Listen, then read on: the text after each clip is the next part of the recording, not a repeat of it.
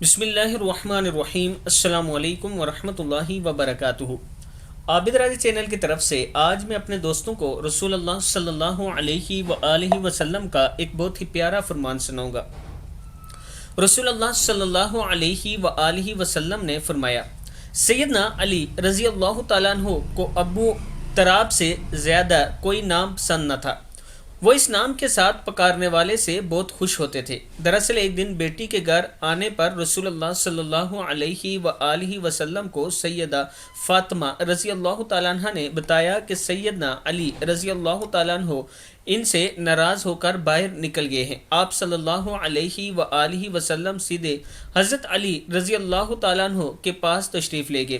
وہ مسجد میں لیٹے ہوئے تھے اور ان کے بدن کو مٹی لگی ہوئی تھی۔ رسول اللہ صلی اللہ علیہ وآلہ وسلم مٹی پونجتے ہوئے فرمانے لگے، اے ابو تراب اٹھو، اے ابو تراب اٹھو۔